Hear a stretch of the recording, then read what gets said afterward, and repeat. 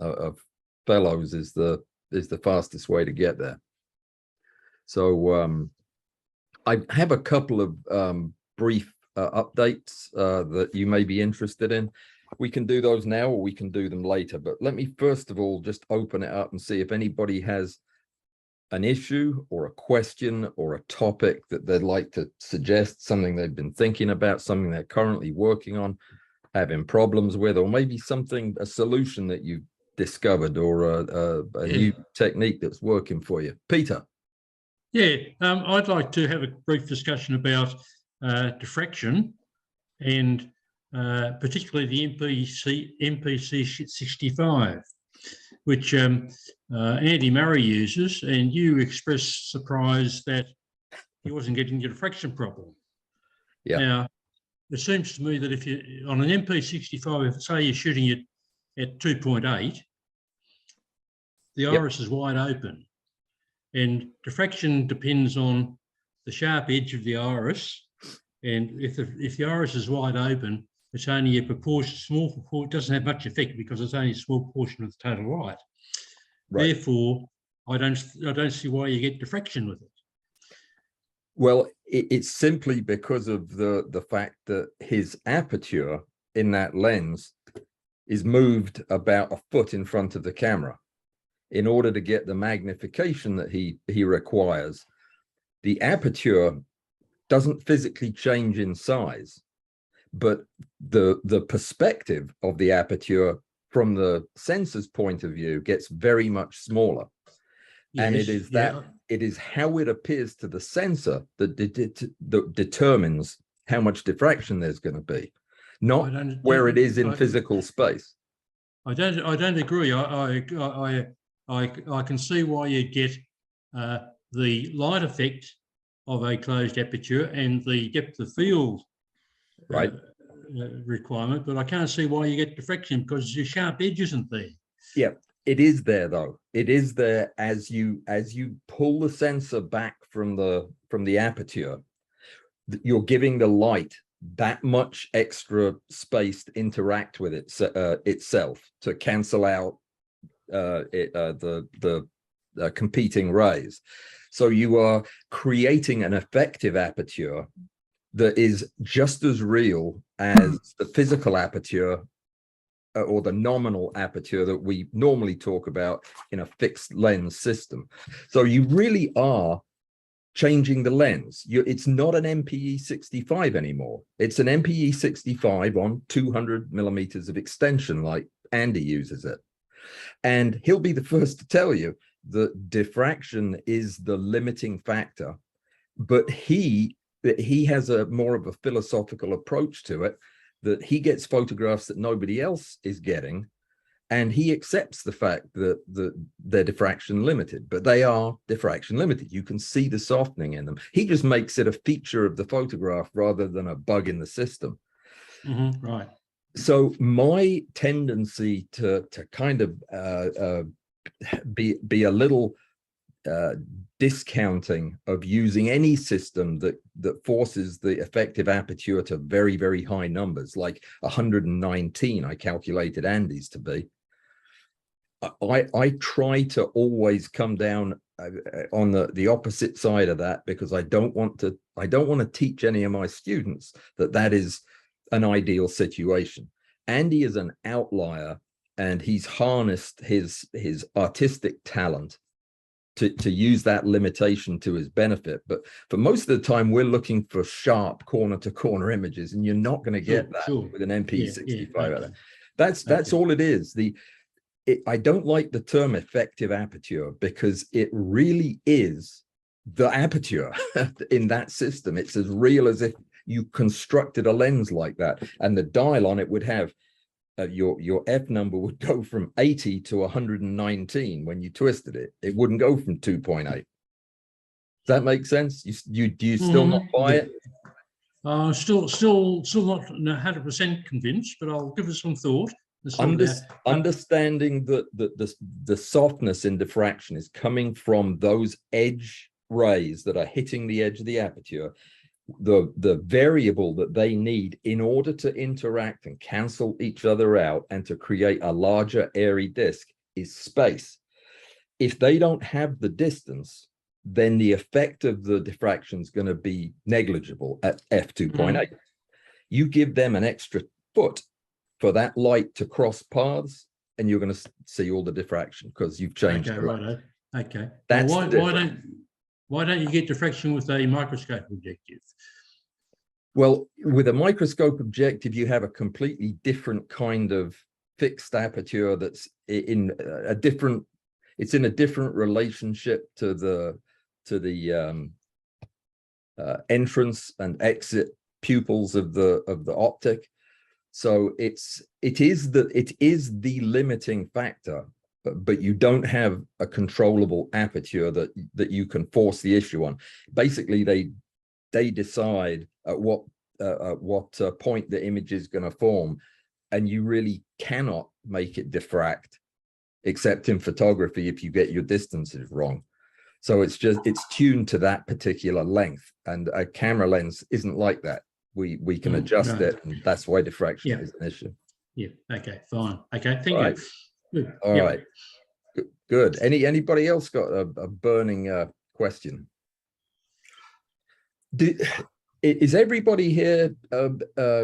Graham, go ahead, sir. Well, it's okay. I've got an idea that could actually dramatically change the way we photograph extreme macro. It's going to be quite hard to put it across, but if you can give me a couple of minutes, I'll try. Now? The floor is yours, sir. Okay.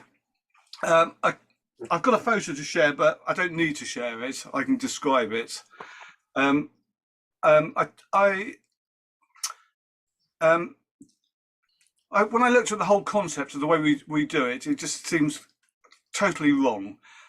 I don't mean the fact that optically wrong. I mean the fact that we get a stack shot, we stick a lump on top of that, and we stick a camera on top of that, and we stick a tube on top of that. The whole thing's a wobbly mess, as far as I'm concerned. That can be completely eliminated, nearly completely eliminated. We don't say completely. And the second thing is we start and stop this massive camera and lens at each stage. And again, I think that's totally wrong. I think personally, we ought to be shooting continuously. We can use the stack shot driving a platform, a large platform supported on linear bearings, wide linear bearings, good quality linear bearings, maybe one of the knife edge ones with the V-slotted eccentric bearings. Right. And you can get a very incredibly smooth structure like that.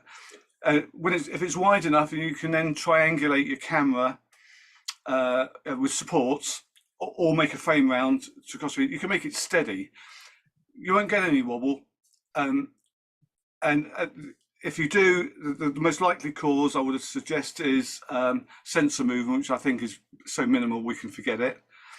So that's the first thing. And secondly, you disconnect the stack shot completely and just use it as a push-pull mechanism.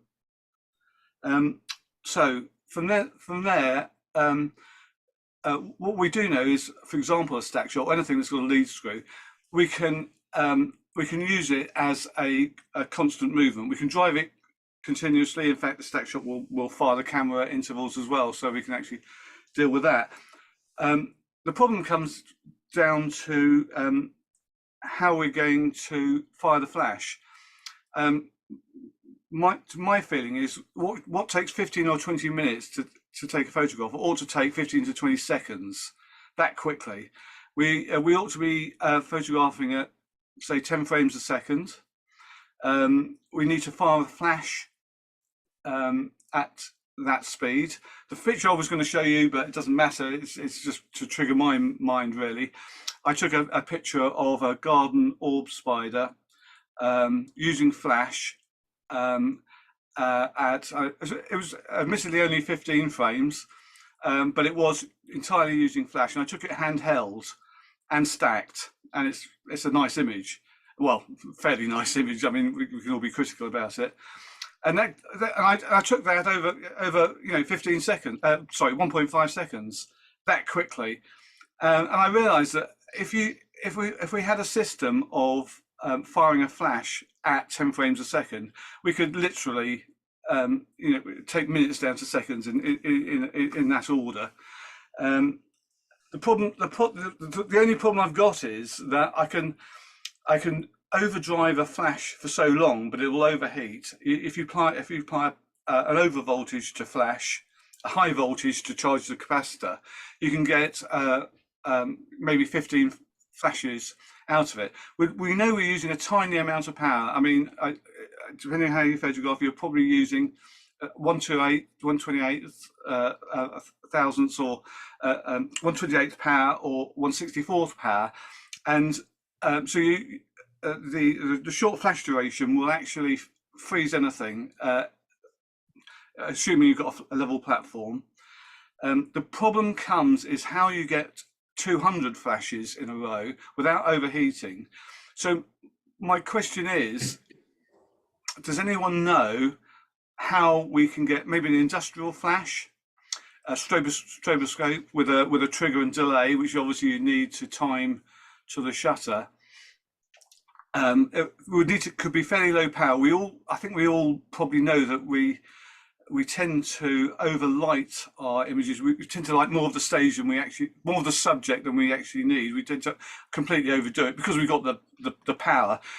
We don't need that much power, but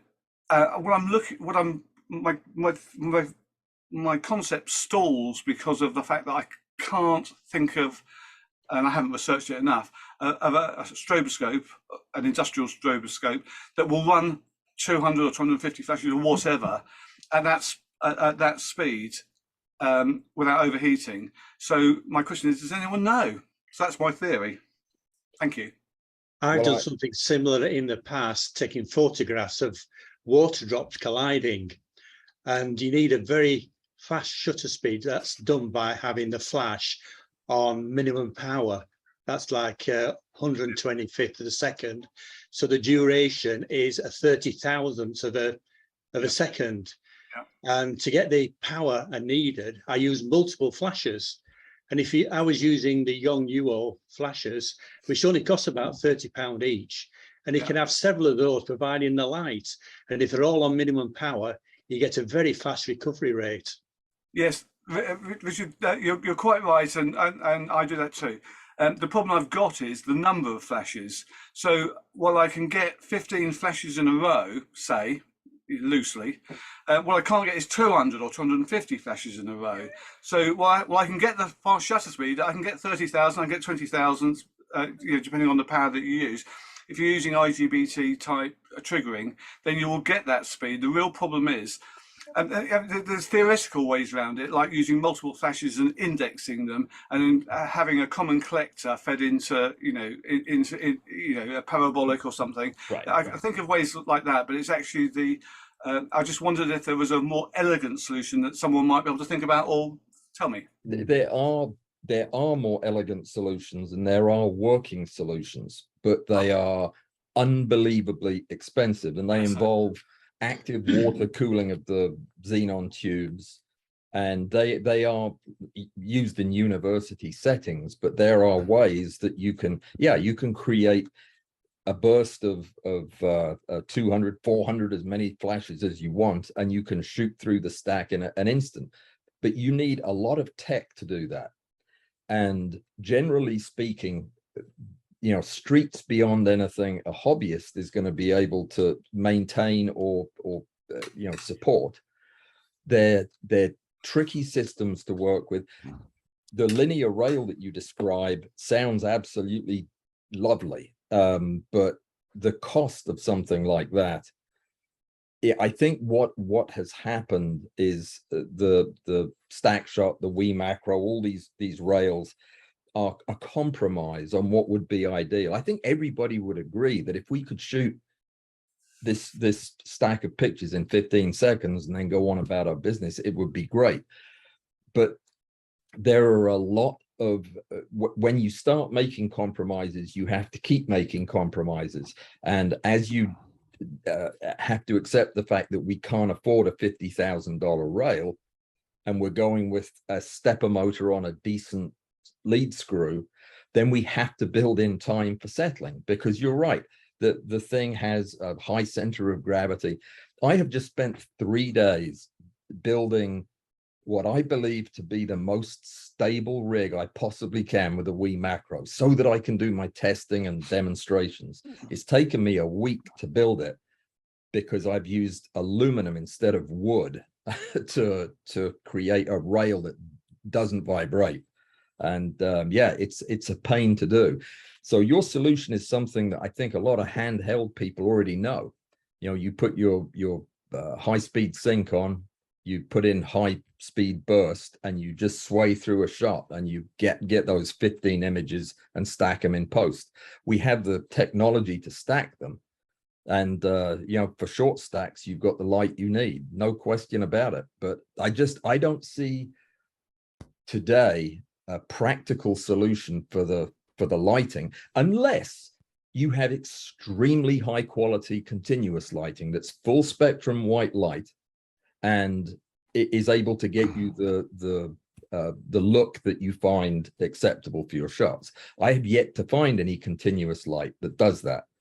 But just it's hard when you get to shooting continuous at high speed, finding a light source that's that continuous. I mean, you get a lot of variability even in a short stack. So what does everybody else think? Who else has thoughts about this high speed stuff?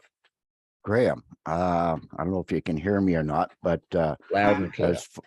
Oh, good. As far as power for flashes, I use the Godox. Oh, I guess this isn't working out too well. Oh, it's invisible. PB960s tied into my Canon 580 EX2s, and an experiment I did some time back. I could shoot 70 flashes with the Canon 1D X and in RAW without any failure. Okay. How's yours, Bruce? At what frame rate, Al? 12 frames per second. Oh, right. So if I get time today, I'll try it in JPEG. And the reason I only did the 70 is because I hit the buffer. Al, you haven't said, Al, can you hear me? Yeah, good. You haven't mentioned the power, Al. You broke up on me, Bruce. You have to tell us what power setting you had the flash set on. The power setting was 1/8. 1/8. Hey. Wow. How many flashes Well, were that's you when I using? discovered Well, I did continuous shots too, but nothing else. I just did it with the one flash. I have 3 580s, and they're all tied into the PB 960s from Godox. So yeah, I could probably test it in JPEG, where with the 1DX, I could probably go a couple of 100 frames without buffering. And the nice thing about it is when I looked at the images after, I found out that there was no difference in exposure between the first one and the last one. That's fantastic. What flashes were they, please, Al? I'm using the Canon 580 EX2s. Yeah. And I got a sweetheart deal on the Godox PB 960s, and I'm all using them on. I guess this ain't gonna work. I'll try it again, but yeah. Hold it in front of you. Hold it. No, seriously, in front of your chest. It should show up. Oh, okay. I see. Yeah, I use that too. Power pack. That is correct. It's basically just a fancier design from the old Lumidynes that they used to make back in the 1980s that I used to use on my Vivitar 283s for a lot of flash. Is it just packed with 18 650s lithium ion batteries? They're lithiums, but how many batteries in there, I don't know. It's Maybe pumped up Bruce, to you can about show 30 yours if volts. it's not tied in. It's pumped up to high voltage. The reason those power packs work so well is that the high voltage allows the current to flow into the capacitor quicker. So that's why you can get so many. I haven't tried it with that flash, and I've probably got them at home. I've probably got them anyway. So that's absolutely fascinating, because, you know, 100 shots, if you can get 100 shots, we're getting close to where we want. Alan, can I just come back to you about the high cost of a platform? Yeah. You get two lumps of steel, two flat sheets of thick steel, Right. and two linear bearings, and that is all you need. You've got a solid platform there. You bolt one plate. You've got a base plate of steel. You've got two good linear bearings that travel about a foot, and you stick a flat plate on top of that. And because it's wide, the angular discrepancies will have minimal effect on the camera, and that's why it's so important to have something wide. It also allows you the triangulation.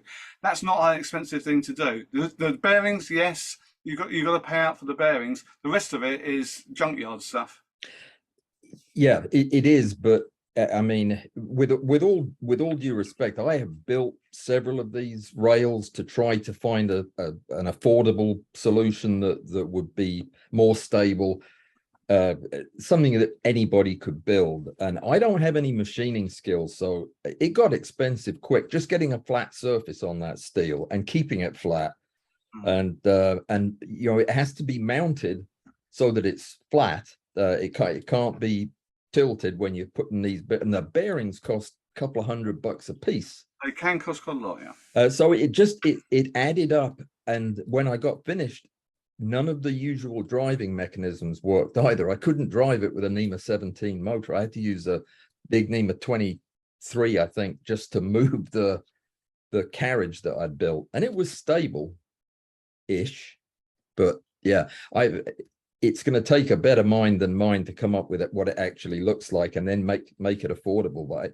I think that you know, these Chinese, when you look at the brake, the Chinese linear rails that you can buy now with a very simple bearing on a very straightforward lead screw. Yeah, it's not precise and it has wobble in it, but boy, it's so inexpensive that they can make these pretty decent rails for next to nothing compared to what a bespoke solution would cost. I think you're onto something, but I think it's something that we, you know, it just is, there isn't a practical place to take it yet. But I will continue to discuss it with you, and we'll see. I'm about ready to build another rail. You're throwing down a challenge to me.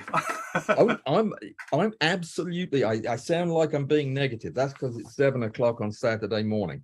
I'm not. I'm honest. I don't have the experience to be able to address all of the concerns, but this is something I've been thinking about for 10 years and periodically revisit it, and then ultimately give up on it because I can't afford to buy all the bits I need to test it. So you know, maybe I'm just looking in the wrong direction. We should probably talk offline and see what would be a good way to proceed. If we could come up with a solution, people would be excited about that. Any other thoughts from anybody? Is there anybody out there who lives in that maker type of corner of the planet that builds stuff and tests stuff for their macro? No, that's a shame. It's tremendous fun. I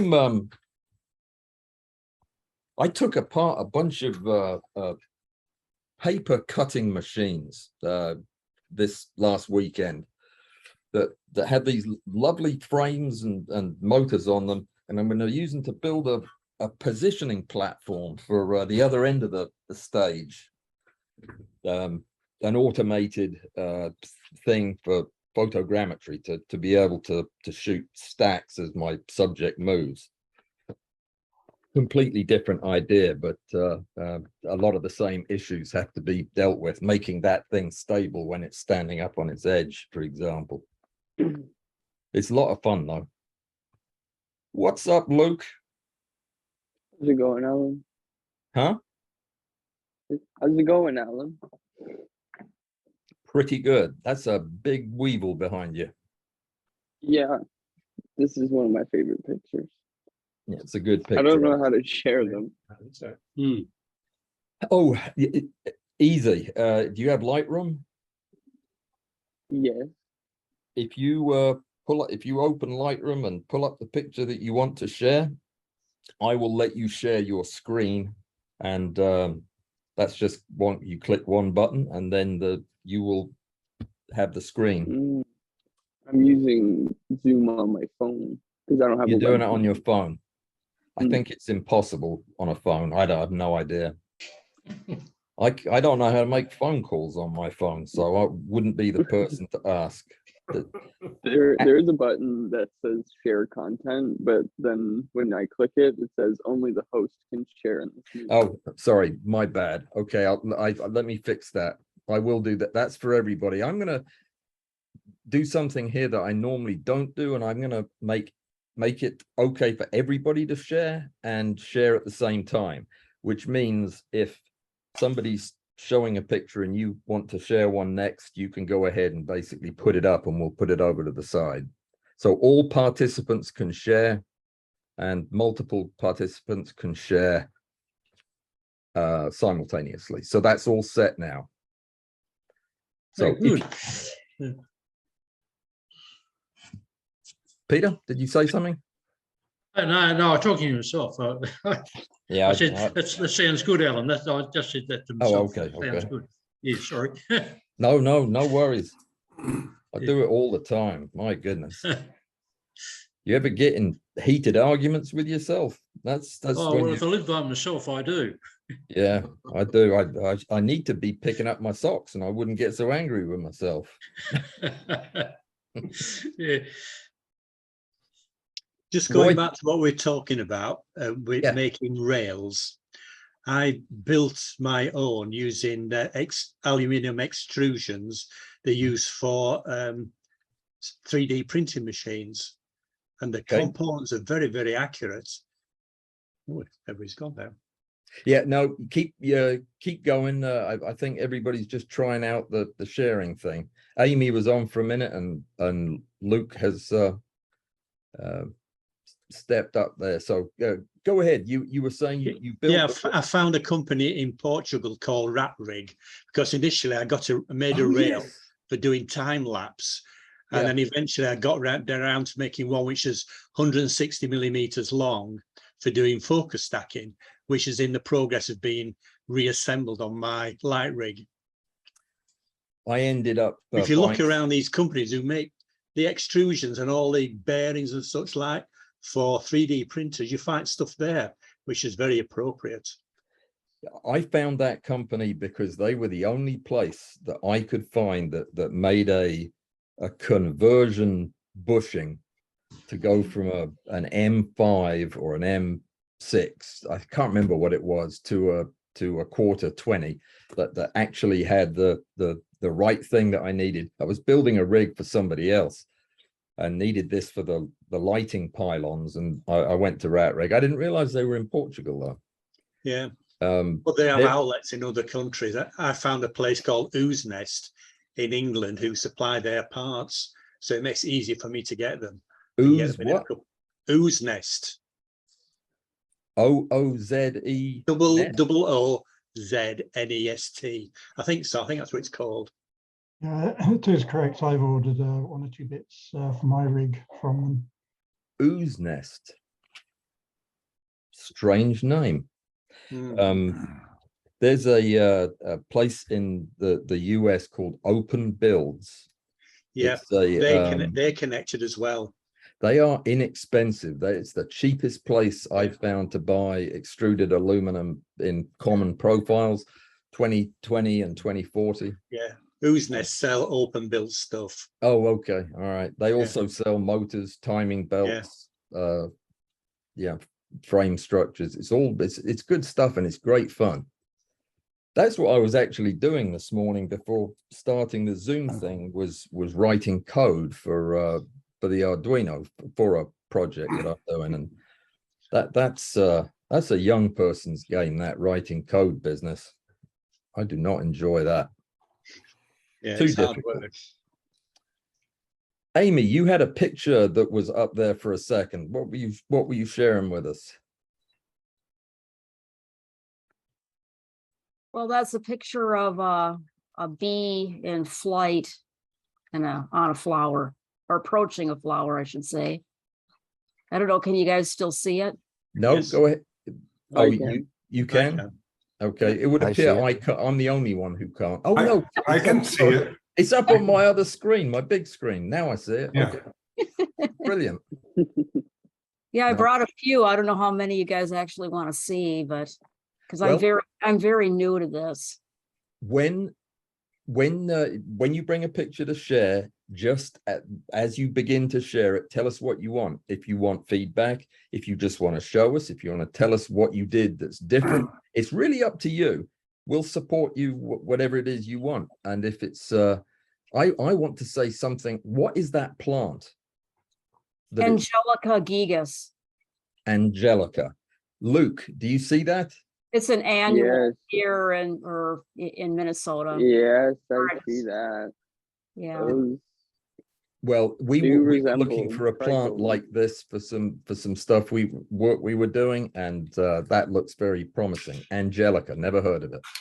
Yeah, it's like a bug magnet. Cool. About 2 weeks ago when it was warm here. Now you wouldn't be able to get that picture today. It's not Is warm. that a weed or a plant that grows in people's gardens?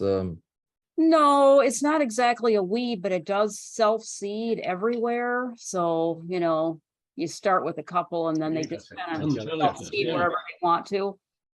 But it's not really a weed. Okay, it looks pretty promising if those are trichomes that are poking out the top. Does it have an odor? Is it an aromatic plant? No, not really. Okay. The bee is beautiful. How did you like that shot? Well, I think I was kind of experimenting with this. So I'm pretty sure that was a sunny day. So I just had a really fast shutter speed. I don't think I used flash on this one. You've frozen the wing. Is that about what, 1/2000th are you shooting at? Probably, and unfortunately, I accidentally deleted a whole bunch of my raw files, so I can't Oh. probably go back and find out this what Oh, actually I dear. did. But yeah, so I mean, I Well, have other ones where I tried something different, where I tried, like what people do when they're doing bird photography and stuff, where they have like their ISO on an automatic setting, Yep. and then put your, shutter speed really high.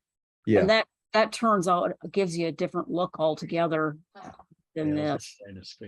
Yeah, I do that when I'm photographing birds, but I would like to ask our resident bees in flight expert who's sitting next to you on my screen.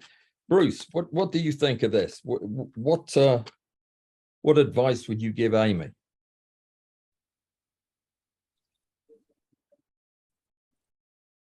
Bruce must have gone to get another mug of coffee. Well, I think I was No, inspired by that video I watched, so Oh, to actually try this. oh, it's fun. Hey, Bruce, did you hear that? I did hear that, but can you hear me? Yes, we got you. We got you. Can you see me? No, I see Yes. a much. You're in the Okay. little screen because I'm Oh. sharing. Well, what I'd say, Amy, if you want to shoot pictures of insects and flying insects, I tend to always try to shoot backlit and use fill in flash. It's much more effective. Yeah. Well, you really need to use flash to freeze the action, don't you? So you can see the Certainly wings. helps. Yeah, what I was doing is also I had I would shoot continuously, so because trying to follow the insect is pretty difficult. So I Yeah, also would like stake out a flower, just kind of wait until they're all coming towards it. yeah, that's what I do too to maximize the chances of getting some nice shots. Is I'll shoot in burst mode on a flower, and I'll just be patient and wait. They always come back. But Yeah. I've always found insects in flight to be a crapshoot. I mean, I once built a trigger to try to catch the things, you know, in the act of landing on a flower, and it was a lot of work for a lot of pictures that I could have got just by shooting a whole ton of burst shots. So yeah, I didn't follow up on it, but yeah, I think that's a very successful picture. I think that from an aesthetic point of view, the background is somewhat distracting from the subject. I think that the composition might. It's hard to say. I'd have to think about that. But the bee gets a little bit lost in that background on the right. Yeah, it was worse before I edited it, but Yeah, that I guess. bear in mind that your eye, the viewer's eye anyway, is always going to be drawn to the brightest spot on the image first.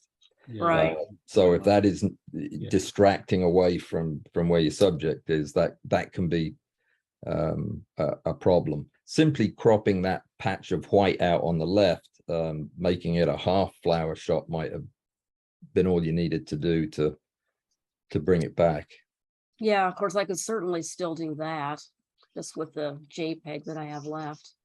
I'm in the process of writing the content for a video that I hope is going to be interesting to people. It's certainly something that I think we all need to be conscious of, and it's how to salvage a bad stack.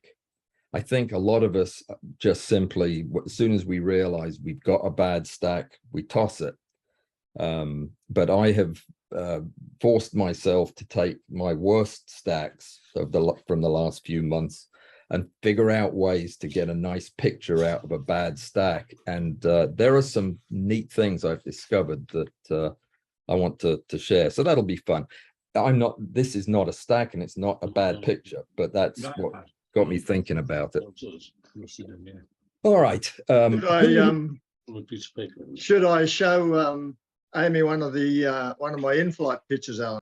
Yes, I think that would be lovely. You've got the floor and the share. I'll have a go at getting the share screen to work. Okay. You did. Whose mushroom is that? That's mine, Peter. Okay, Peter. Can you see anything?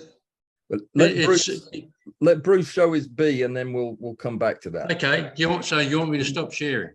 Yeah, but it's okay. He can. Bruce. If Bruce now shares his picture, it'll bump it up to the top of the stack. I think when you all share together, it's the most recent person to hit share that gets on top. So this is working out. I mean, yeah, that's it. All right. That's not. Can you see that picture? Yep. We see your bee in flight. Yes, sir. We also see your EXIF data. There's no secret to that. Nope. Yeah.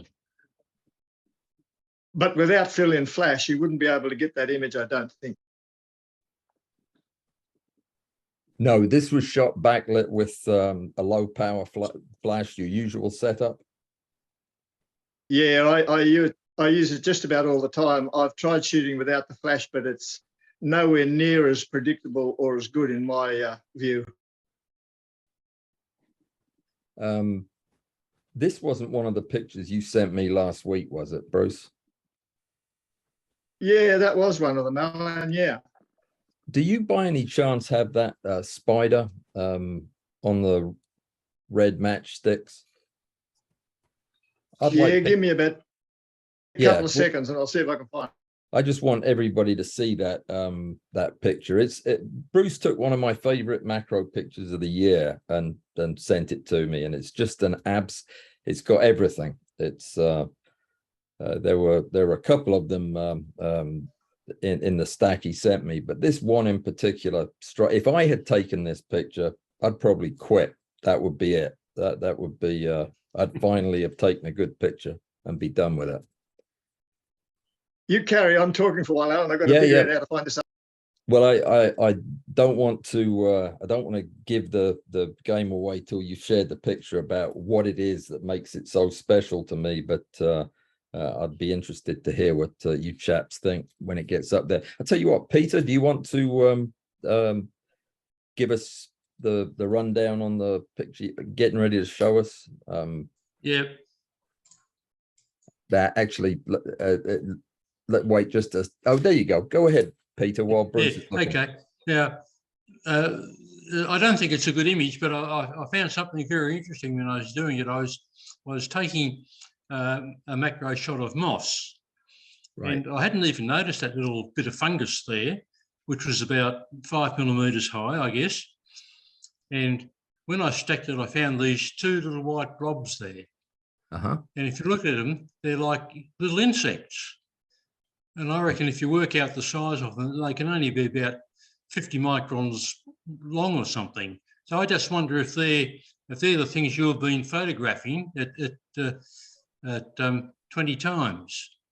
Yeah. Those little, and the interesting thing was that I had a look at the fungus after I'd stacked, and there's no sign of them. Then I went through the images in the stack, and they're actually only there in about 2 or 3 of, I forget how many images, probably about 54 images that I stacked. And they're only there for 2 or 3 of them. And I just found that fascinating that, you know, that they were there.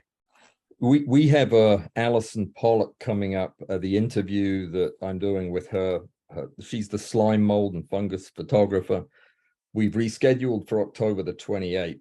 And in preparation, what I was going to do was do a video on my experience with slime mold photography, because that's what I've been doing for the last couple of weeks, is getting outdoors and hunting for the things and photographing them out in nature and back in the studio. And I would say in almost every case, when I'm shooting single structures, which the single fruiting bodies, I will see an animal come through the scene at some point, even if it's on a bit of bark a millimeter across. There'll be a couple of things running back and forth on it, and you'll see them in individual frames. They move like the wind, these little bugs do. And I've now got a farm of slime molds in my kitchen that I'm maintaining, made of bark, and this plasmodia in there, and I check it every day for fruiting and under the microscope, and I've got just an absolute well, it's like a ranch full of these little tiny arthropods, pre-insects, mesofauna, and they are the cutest things and great fun to video through the microscope too. Bruce, did you get that image back up? Oh, stop share. Yeah, I've got it going, Alan. Okay.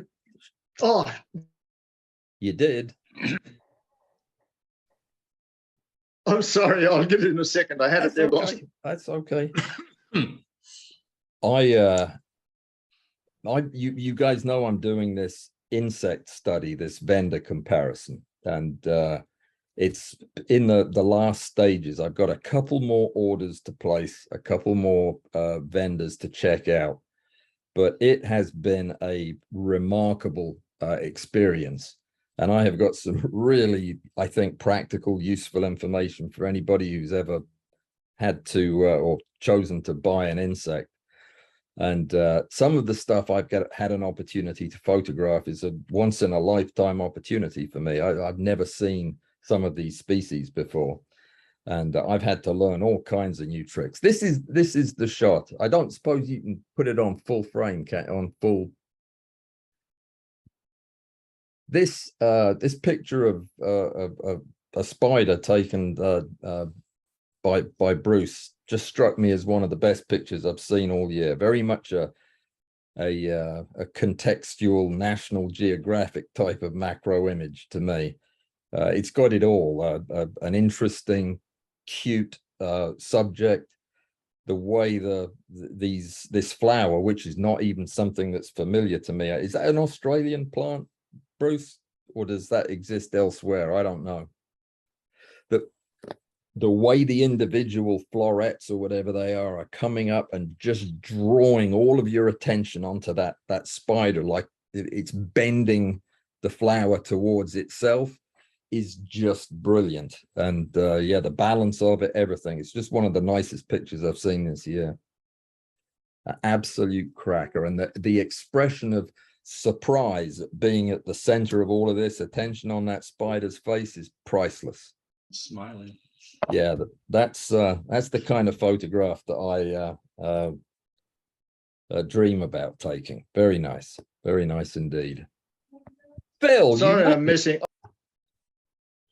messing up this share screen. I'm sorry about that. yeah, you did fine. It's great. But we did everybody get to see it? Did everybody see Bruce's picture? Yeah, yeah. Well, that, it's very subjective, of course. It's always it's riskier not liking a picture than it is liking one, of course. But could anybody see anything in that picture that they would have done differently, that they would have thought could have improved on that image? I'd be most interested if there was. Hello, Vaughan. Hi there. Good to see you, mate. Glad you made it. Bit late. Traffic's terrible. Yeah, we don't have any traffic here at 7 o'clock on a Saturday morning. People are still in bed, I think. Brilliant. Okay, that's a great picture, Bruce. Thanks for sharing that. I appreciate it. Anybody else with a picture that they want to show or ask about? I'd like to. Yeah, I wouldn't mind showing a crack picture. Okay. Who else spoke then? Is Richard. I just like that background that Roy's got. Yeah, Roy, this is a new picture, Roy, right? He's muted. Muted.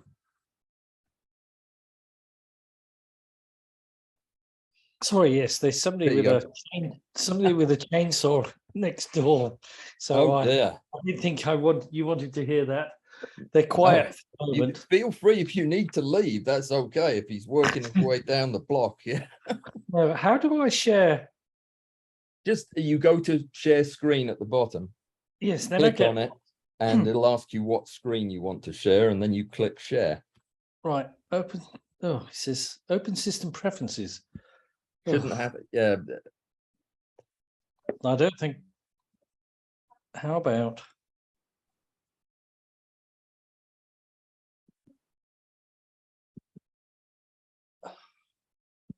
By the way, everybody, there is a chat function that if you want to put up a message to everybody or say hi to somebody, or if you want to put a link, anything like that, use the chat box and we'll all get it, and I'll include it with the recording so that people who watch this later can also benefit from whatever links you put up there.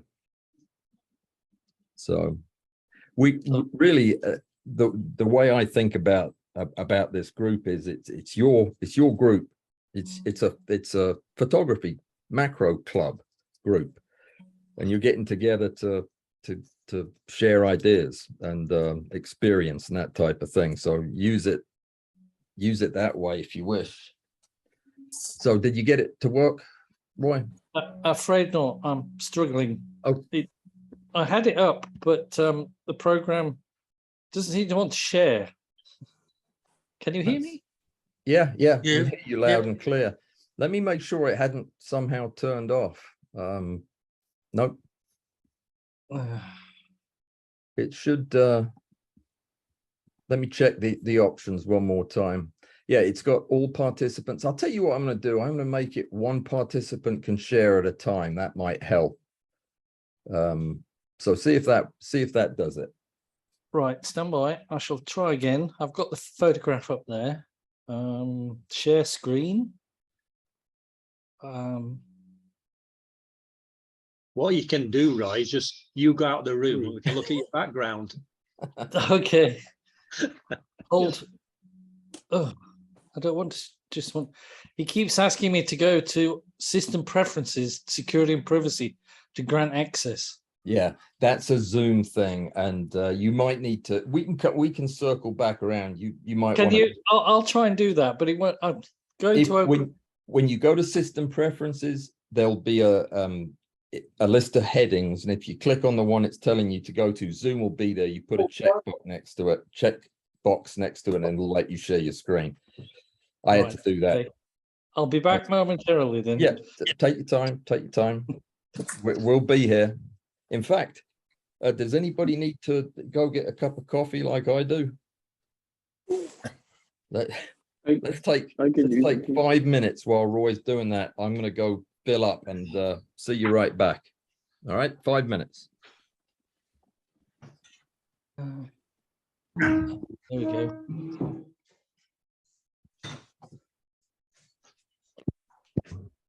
Roy, we'll start with you as soon as I get back, okay? Yeah, no problem. I might not have got it by then. I'm trying hard. Yeah. All right, let me know if there's a problem.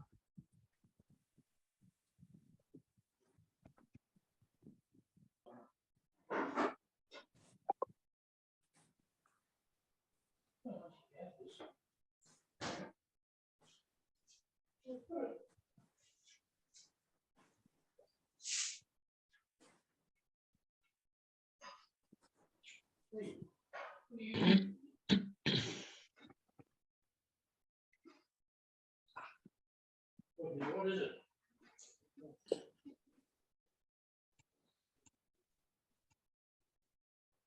I think I managed. Yeah, I can see that full screen. Yes.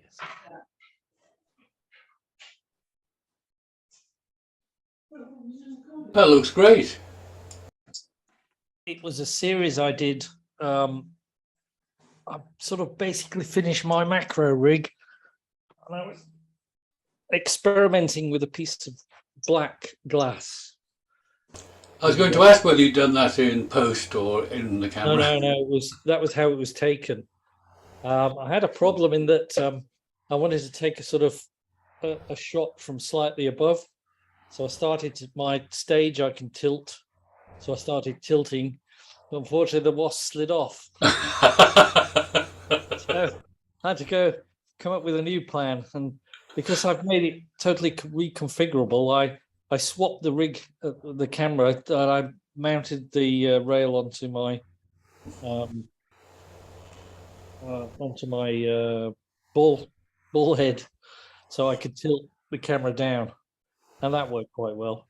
So this is with the Novaflex 90mm Apo flat field lens. It's a lovely photograph. There was a couple I did. I'll just try and swap. Oh, no, that's with the Mitutoyo 3 times. That was first time I've really used it. You see that one? Yeah. I was looking at the holes in the top of its head, which I hadn't noticed before. Oh, those little. Well, I don't know if they're. Well, they're not holes; they're bulges, aren't they? I think it's very difficult, isn't it? Because if you look at them, they could be convex or they could be concave. I don't know. No, they're pushing outwards now. I look at it properly. I wonder what they are. Yeah. Radar reflectors or something. Yeah, No, this was like mini eyes that they don't set. They see light and shade. So if anything's approaching, they can sense from above or behind. They can sense it with them and make their getaway. I see. That's how I can never swap the damn things. It took me longer to. He was. I sit in my conservatory and it's just full of dead insects, and he was in there. It took me longer to clean him up than it did to take the photographs. How do you clean them? Well, a little bit of a sort of bath in water, and then under the microscope with a very fine sable-haired paintbrush, which seems to work quite well.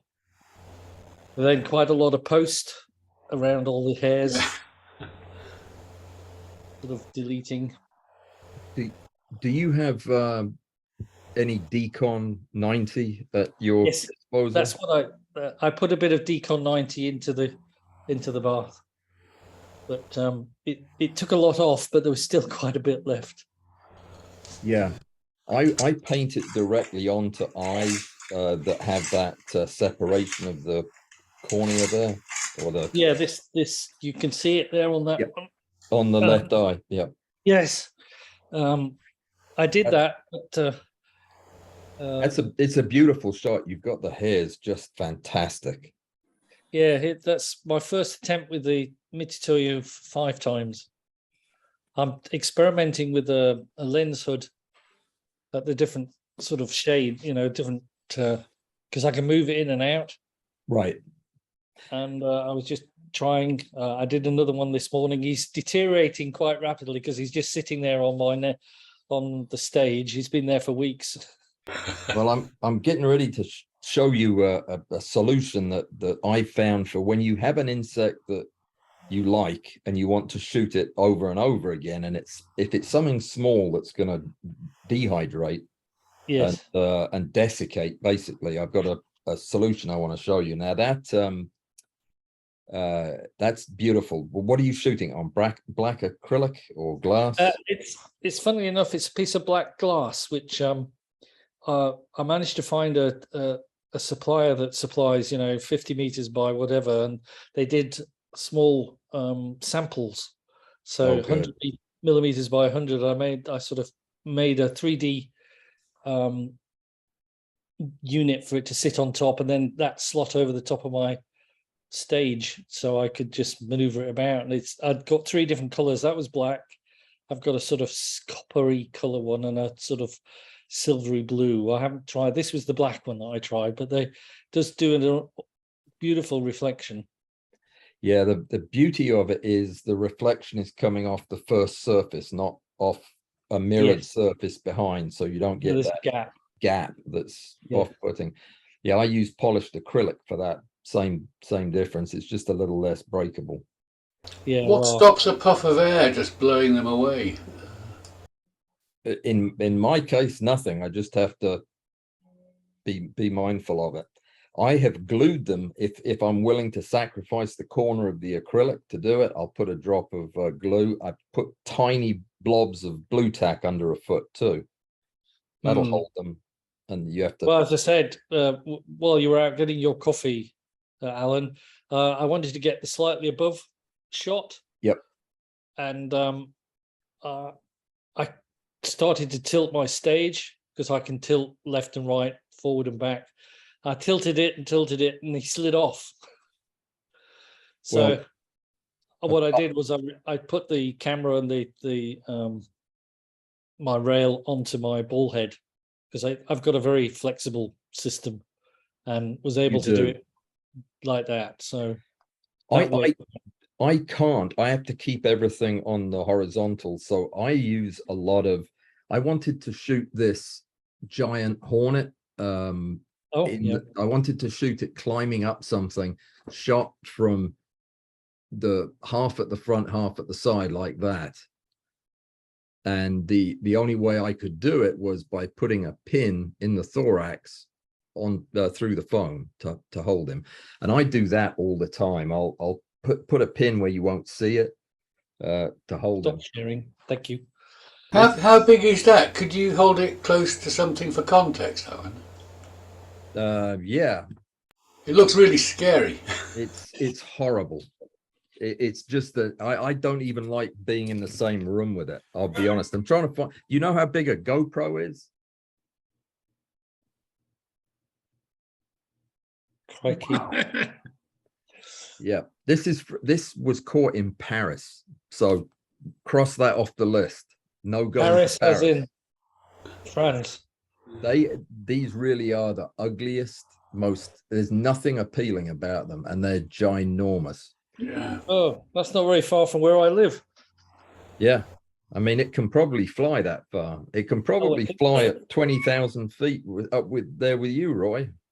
And presumably extremely venomous and toxic. Oh, yes. Painful, yeah. I have no doubt. I mean, I didn't ask it. It was dead when I got it. But I'll frequently be shooting a bug, and I'll get something that I'll want to shoot, but then I'll have a gap in the schedule and I'll want to get something else done.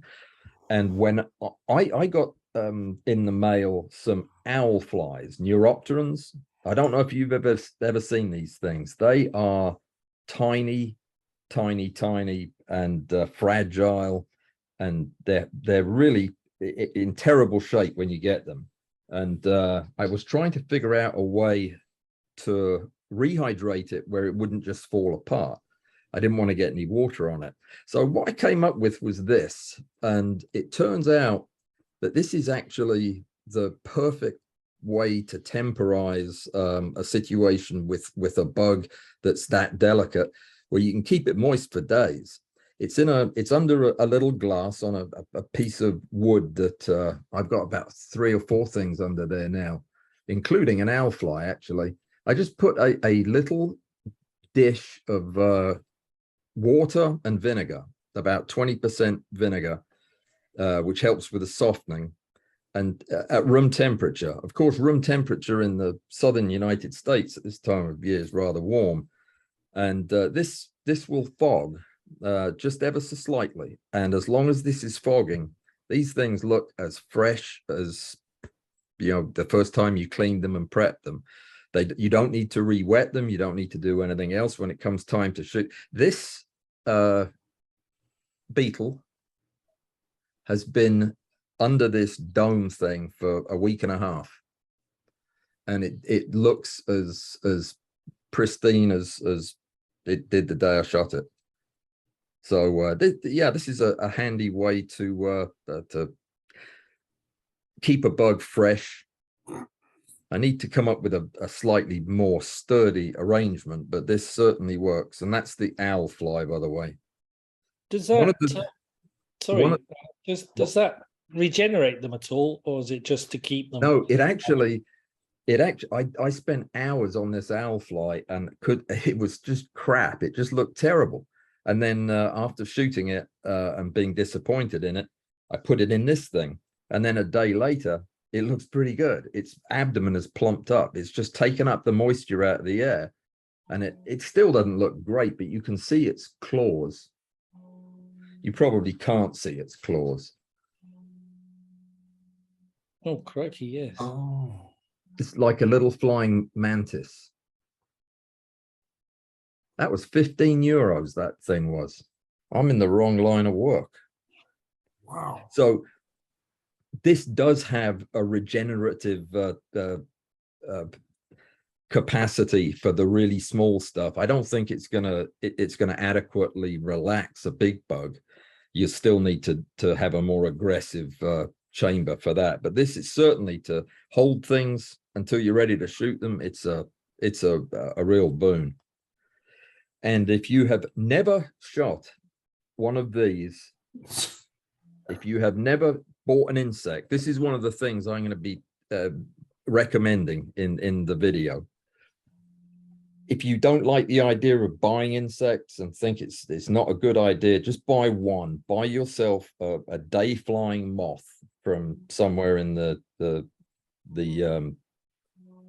Philippines or Central Asia. These things, these day wasps, they're also called sunset moths, have the largest, most beautiful, most colorful scales you'll ever see. There's nothing even comes close to these, and they change color. They're iridescent. They're just the most beautiful moths. And yeah, I could share a picture too, couldn't I? I've got one that I wouldn't mind sharing, which is not particularly good, so I would welcome thoughts about it. It's the opposite problem to the one with the spider on the beautiful flower. It's context. Let me see if I can get it up. Just a second.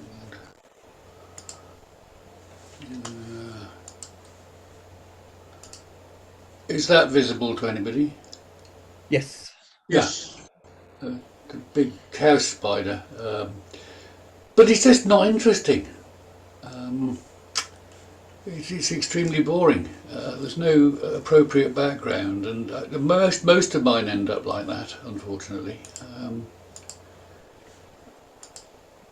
I know, Alan, you did a video some time ago about doing gradients and things like that, but I've never really found a way of. Oh God, I've lost the rest of the Zoom now. I've shared my screen. I've never really found a satisfactory way of putting getting up an appropriate background.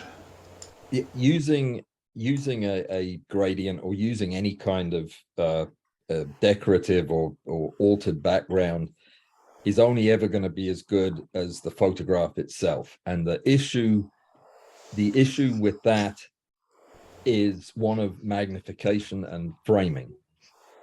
Generally speaking, the most commonly made mistake when people get into extreme macro is to overuse the magnification at the expense of framing. And I will really push with my students to back off, to use less magnification than you think you need. Leave yourself plenty of negative space that you can work with, and start experimenting with different positions so that you can see the effects of different lighting. My eye, when you show that spider, is drawn to one thing. It's the specularities. The first thing I see is are the blown highlights in the hairs and the eyes. And once I see them, I can't look at the picture without seeing it. So it's a matter of backing off your lights, dropping the tone of the picture from a high key type of shot to something much more subtle, and then experiment with perspective. You know, you can make the most boring subject look fascinating by changing the perspective, but you can't make the best looking specimen you're ever going to see look good if you're just right in on it. I think that using like a 20x objective to photograph a spiracle or a mouth part is a valid exercise, and it's something worth doing, and people will like to look at the pictures. But that's unusual compared to the lower magnification shot that gives you the perspective, and then that you can tell a story with, like Bruce's picture did. I mean, that was just a reversed 50 millimeter enlarger lens and bellows, but my favorite lens, that is my favorite lens. I use it for everything I can, but sometimes it's too much lens. A big spider needs less than that. It actually needs a macro lens that's all the way back at 1:4. Yeah. So having thinking about that when you set up your platform is another thing that is important. Can you even do that on your rig? If you don't, you need to plan for having much further distance. I like to get back sometimes 3 feet from a big insect and shoot it with context, and then you can experiment with different backgrounds and you can tell the story that you're trying to tell. But when you're right up on it and it's filling the frame, you basically, what you've got is the insect, and unless it's a damned interesting colored insect like this butterfly or moth, it's going to be a difficult shot to pull off. Well, Anybody thanks, that's disagree with that? useful. Perhaps I can avoid further technical illustration pictures. So, great. No. We learn more from the bad ones than the good ones, and that's not a bad one. It's just it's typical of what all of us do. I think early on, as soon as we figure out we can get that much magnification, that's all we want to do. Yeah. But less is more sometimes. Many thanks. You bet. Does anybody out there look at a new subject and take a caliper, measure it, consider the sensor that you're going to use, and actually choose a lens system before you go over there to the platform to set up the shot? Or do you stick a pin in it and slap it on there and see if the last lens you used is going to work? I have a tendency to do the latter because I don't I don't really have a methodical way of thinking about it, but I should. I mean, and people have a very skewed idea of what 5x means, or what 2x means, or what 20x means. It's not 5 times life size. It's 5 times in relation to your sensor. So you might look at a 5mm insect and say, well, that multiplied 5 times is still going to be a tiny insect. That's not very much magnification. But when you put it on the stand and you start taking your pictures, 5 times magnification, when you only have 24mm of frame to fill, suddenly becomes far too much magnification if you want to be able to see the subject in context. So it's a worthwhile exercise to actually kind of ballpark how much of your real estate is going to be taken up by this thing if you use that magnification.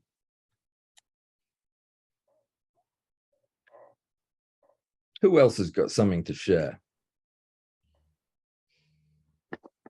Whose Well, bee is that? That's mine.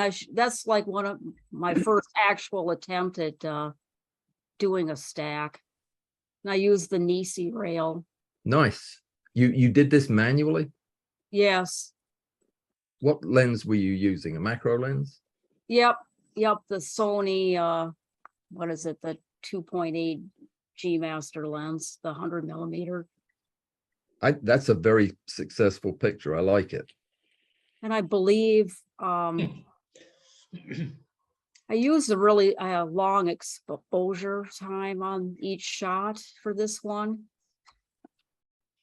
Continuous light? Yeah, I kind of shot it the same way I do some of the light painting experiments that I've done, so that just the light was on, and then it's, I'm thinking it was a few seconds or something like that. Wow. Each one. And it was that's a long time to not have any motion in it. That's well, I think there was a lot of overlap in the pictures because it was hard to tell, how much it was actually moving every time I turned the knob a tiny amount. So I believe I ended up with about 80 pictures or something like that. And you were shooting at the minimum focus distance as close as you could get and be in focus? Well, this is cropped in, because this is a bumblebee. So along with the topic you were just talking about, it's kind of big. So I love the detail on the antennae, the fur, which was apparent in the last bee we saw as well. It's just perfect, isn't it? Beautiful. And this one's a freshly dead one from outside, because at this time of year, they're just keeling over, it's because it's fall. So it's a little dirty. I need to watch the how to clean your bugs video. Yeah, the trick with this one would be not to wet it. Yeah, I had a paintbrush and I just tried to get some of the stuff out of its fur, but its eyes need a little bit of cleaning, but oh, not much.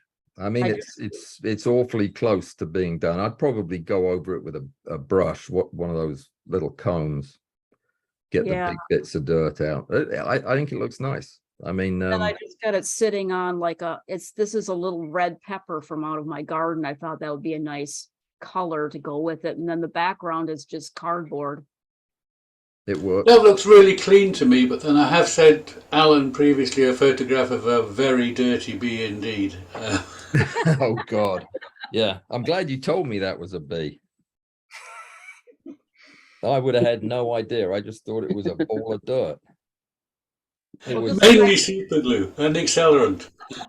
Yeah. What I noticed before is when I tried flash with some of these things, I got all those blue and purple stuff. So that's why I thought I'd try a different approach on this one. Well, yes, there is a hump in the learning curve going from continuous to flash that is worth struggling to get over, because there's there are some things you're not going to be able to do going forward without some kind of flash lighting, and certainly the more magnification you use, the more it becomes necessary. But yeah, figuring all of that stuff out, that lower magnification is a good idea. But I remember having the hardest time getting used to flash. I didn't think it would ever catch on in macro for me, but once it does, there's really no alternative to it. And how did you diffuse the light in this? Do you remember? Yeah, well, I have those little, what do you call them, M12 or whatever. Oh. Botox. So Yeah, there's the like, MF12s. Oh, you did use right. flash. Well, I had them just on, but I did have diffusers over them, and it was night when I did this, so I had all the other lights off in the room. And I'm trying to remember if I might have done a really brief flash, but it wouldn't have been enough to expose the whole picture. So I was trying to avoid those little blue and purple things all over the place. So I was looking at the highlights on the nice, beautiful blonde top to it, and wondering how you got that. You mentioned light painting earlier. Well, I've experimented with light painting with, some other different flowers, because it kind of gives a really cool look. So, and that I would just use my cell phone, and there's an app that you can get, and then you just select the temperature of light that you want, make sure to freeze your frame on your phone so you can't accidentally touch it. And then you kind of experiment to get the exposure that you want, how many seconds that it takes. And you'll shoot separate background images, and then you'll do your light painted subject, and then just pick the ones that you like and kind of blend them all together in Photoshop. So this picture here, of course, was cropped and edited to get the the color on the fur the way I wanted it, to kind of bring out that kind of more yellow or orangish color that they naturally have anyway. So yeah. I think that an additional layer of diffusion, even though you're using basically mixed modality lighting, if you're using the flash and your continuous light is coming from the MF12, that will cut off when the flash fires. So that would be the only light, the flash. Well, except for I didn't have the MF12s or connected to anything. I just had them on. Oh, yeah, just the modeling right. lights. Yeah, they weren't connected to anything else. So this was sort of like a spur of the moment Got it. idea here. So I'm thinking like, No, well, give this a shot and see what happens. No, it's always a good idea to experiment. It doesn't always work, but it's a good idea to do it. I don't think I've ever turned on the modeling lights on the MF12s. Well, unfortunately, they don't seem to be adjustable, so they're just on or off. So they're not. Right. So I suppose you could, get them to be dimmer by putting, something in front of them. Well, it's not so much the dimmer. You can always dim a light by moving it back, remembering the inverse square law that a little movement can go a long way. But what this image lacks in terms of lighting is a smooth, even drop off. It's a little bit strident across the forehead. That's a little bit of specularity. And again, it draws the eye. It just happens to be drawing the eye to the right place in the photograph, but it would have been something I would want to reduce that a little bit by changing the angle of the light, adding another layer of diffusion. Ideally, when you're lighting a macro subject, if you think about it from the perspective of the macro subject, you're the bee sitting on the pin. What you want to see at the moment the shutter is actuated is just a wall of soft light. Rick Littlefield of Zerine describes it as he wants to see a light that's basically mid-gray, that doesn't have any highs and lows in it, and that's what I try to do too. So I use low power, multiple flashes, multiple layers of diffusion, so that from the perspective of the bee in this case, it's just an even, kind of like a cloudy daylight that's spread all over.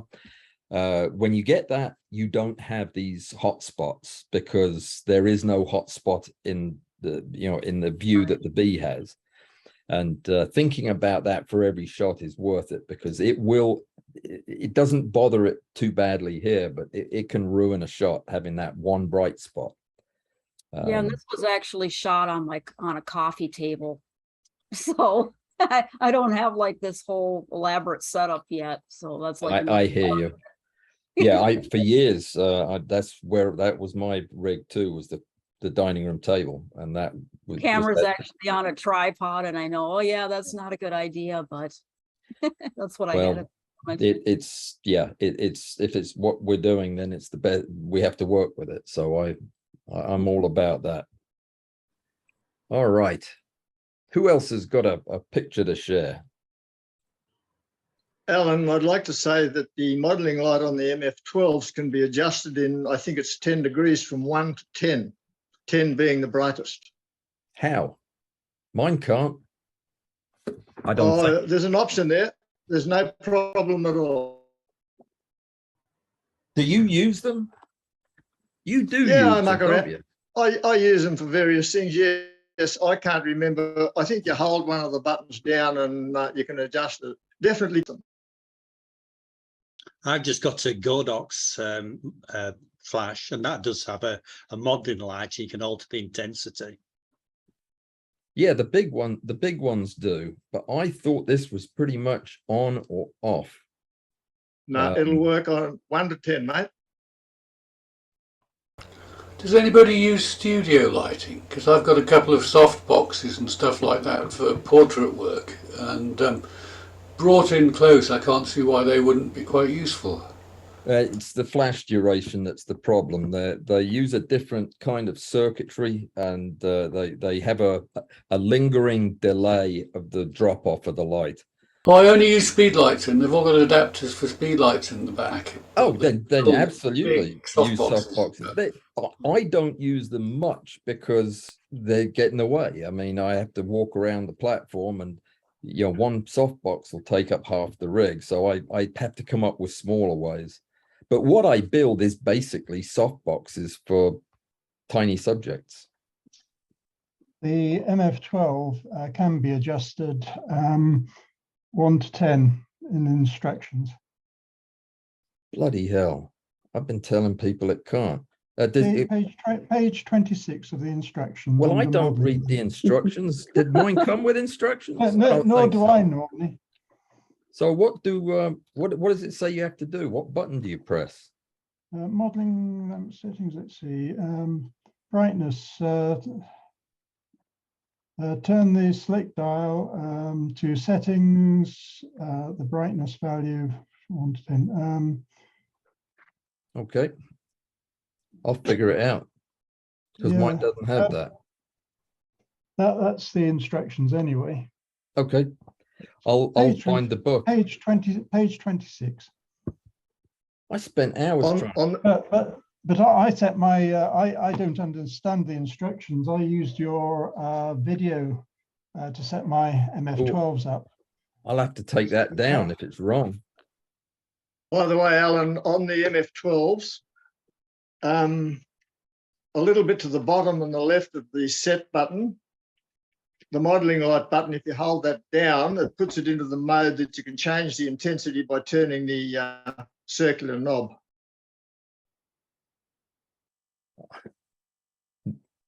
So it does. That's the one.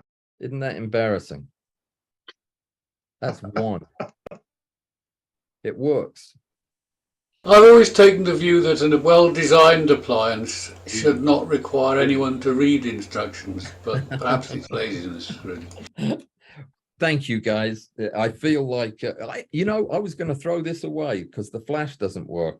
But yeah, I'll keep it now and use it as a flashlight now, as I know it can go up and down. This was the first of the MF12s to bite the dust. I was watching something of his and he I don't suppose any of you chaps have a source for flash tubes, do you? You know of anybody that supplies them in your area? I can't find anybody who carries the replacement tube for the MF12 or the replacement battery. I So presume all this stuff is for Nikon cameras, is it?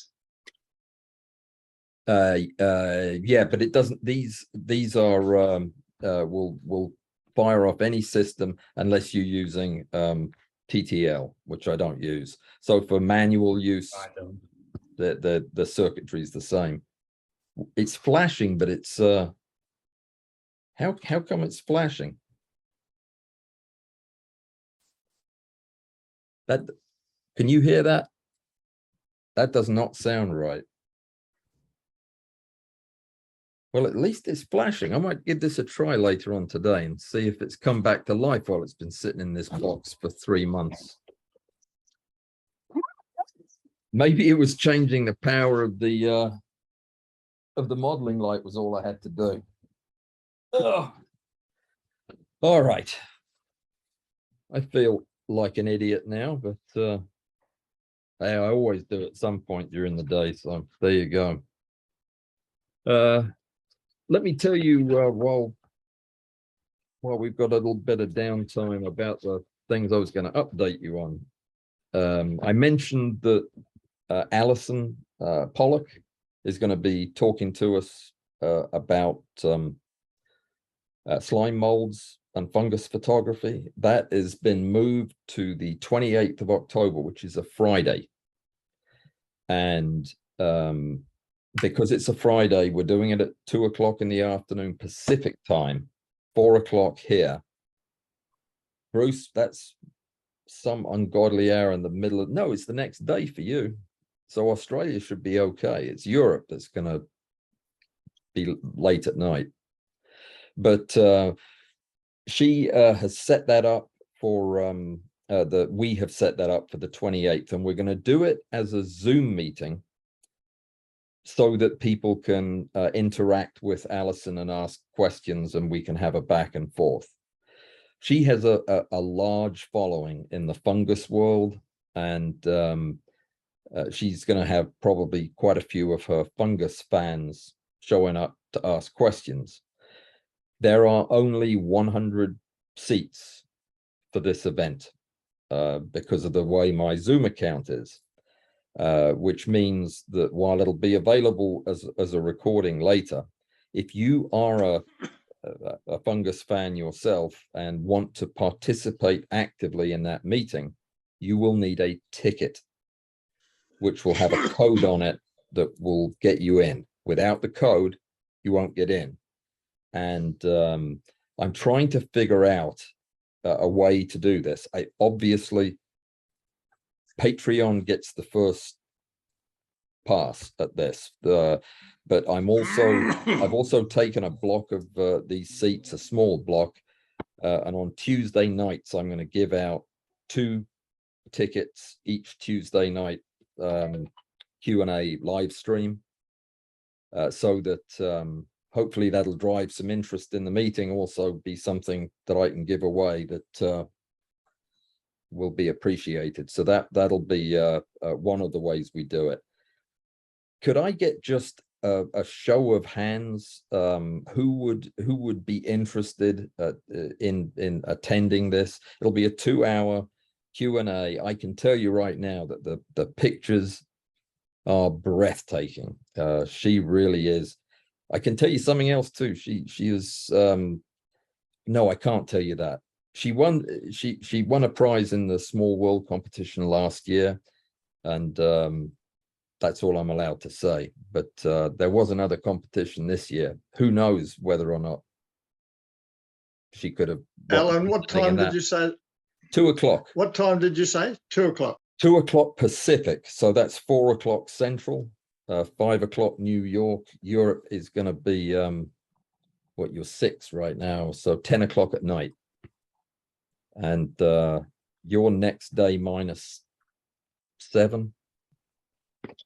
I don't know. Is it 4 o'clock where you are, Alan? 4 o'clock where I am. Yep. Well, 4 o'clock Central Time, is it? Yes, sir. Central Time, US. Okay. Yeah, 10 Okay. o'clock in England. Yeah. 7 o'clock in the morning in Melbourne. Really? Yeah. 7 o'clock in where? Melbourne. Melbourne. So Yep. that makes New Zealand about 10 o'clock. That'd be about right. You know, No, it would be 5 o'clock in New Zealand. What time did you say it was in Melbourne? 7 o'clock. Well, it'd be more like around about 5 in New Zealand. um, They're Yeah. 2 hours ahead of Australia. that sounds like a good time to do this meeting. How's this working out? I said we were going to do this for a couple of months and then reassess. Is this convenient? I know it's good for the UK because we get more UK people than Southern Hemisphere. I don't think the Southern Hemisphere likes to give up their Saturday night. You know, Well, it's 10 o'clock. It's 10 o'clock Saturday. Saturday night. right? It's an Saturday hour night after for my me. bedtime. Yeah. Well, that's an hour after my normal bedtime too, but still, I'm staying up. So what do you think? But you're in Melbourne, right? That's right. So Well, just out of Melbourne, but yeah. so you've got what, 2 hours to Sydney, another 2 hours, and then another 2 hours to New Zealand. No, Sydney's the same time as Melbourne. Oh, what am I thinking? I'm thinking Perth is where we have some folks. Yeah, yeah. Well, how's it Perth's about- working? I mean, is this a good This time? meeting works great for me if I'd ever managed to get the time right even once. Roy, just tell me what time it started so I can write it down and work it out for future, because I've even got it wrong by a day in either direction, let alone a bloody hour. Really annoying me. Good thing you don't live in Australia. We were online an hour early, weren't we? 2 or 3 of us. It was 1 o'clock UK time. Okay, great. I get it wrong So all the I'd work time. it out as 2. The other one I can't do is the one that happens at 1 or 2 a.m. before I've got to get up at 6 to go to work the following morning. That's just You've got to work on Sunday morning. no, but you do them in the midweek, Tuesday. Oh yeah. That one I can't cope with. Yep. But I watched the recordings, so it's fine. Yeah, that is something I am really enjoying. That's one of my favorite things that the channel does now, is these Tuesday night get-togethers. They're fast-paced. We cover I never know what's coming, and it's good fun. I'm hoping to get more people and to where we can start giving stuff away and building some more interest in it. But anyway, is this then a fairly popular time with folks? This works. I'm happy I with know it. for Yeah, Europe it's it okay seems for to be me. good. This is a good time for me. Anybody disagree? It's a good time for me. Yeah, it's brilliant for the UK. Well, we'll leave well enough alone. If it's working, it's working. So